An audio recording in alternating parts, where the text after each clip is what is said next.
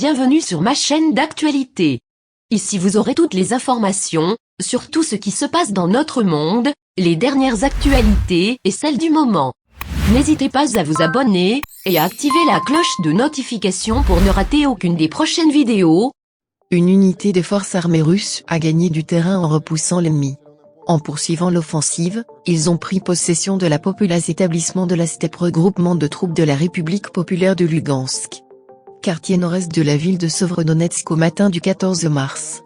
Les armes de haute précision à longue portée frappaient aux installations d'infrastructures militaires d'Ukraine. Les nationalistes ukrainiens ont emporté les centres de communication, de relais et de commutation à Fedorovka commutation. Les colonies de Fedorovka, Vinarov, Antopol. Sur l'usine Antonov à Lizek. Grand dépôt de destruction, lance-roquettes multiples. Les plateformes qui tiraient sur les unités de troupes russes. L'après-midi du 14 mars, les forces russes de défense anti-aérienne et spatiale russes ont abattu 2 véhicules aériens sans pilote ukrainiens drones, y compris en TV2. L'arme opérationnelle tactique et les drones ont atteint 86 cibles des forces armées ukrainiennes, dont 4 postes de commande et de contrôle du centre de communication. 3 complexes de missiles anti-aériens et une station radar. 3 dépôts de munitions, de carburant et lubrifiants. 68 accumulations de munitions tout au long de l'opération détruite. 145 stériles avions. 1298 chars et autres véhicules blindés de combat. 124 lance-roquettes multiples. 469 pièces d'artillerie de campagne et mortiers. Ainsi que 1047 articles automobiles militaires spécial équipement des forces armées ukrainiennes. Le régime de Kiev continue d'employer les tactiques de terreur utilisant les armes destructives contre civils et infrastructures. Nous avons déjà signalé l'information sur les conséquences d'un tir de missile tactique ukrainien. Avec des armes à sous-munitions sur un quartier densément peuplé de la ville de Donetsk.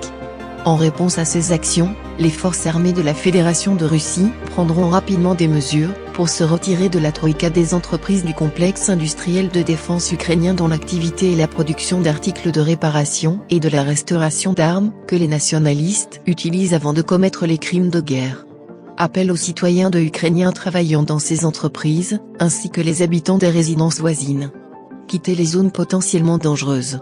Les pays occidentaux au niveau gouvernemental encouragent leurs citoyens à prendre part aux hostilités en Ukraine, comme mercenaires dans des opérations de combat contre des unités de forces russes.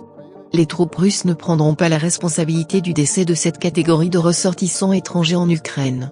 Nous mettons en garde les dirigeants de ces pays. Nous connaissons la position de tous les mercenaires étrangers en Ukraine, et bientôt nous allons lancer des frappes ciblées similaires aux destructions du 13 mars du centre de formation dans la localité de Starichy. Je vous préviens encore une fois qu'il n'y aura aucune pitié pour les mercenaires étrangers. Il n'y aura aucune pitié pour eux où qu'ils se trouvent sur le territoire de l'Ukraine. Merci d'avoir regardé cette vidéo. N'oubliez pas de mettre un like, partager. À bientôt pour une nouvelle vidéo.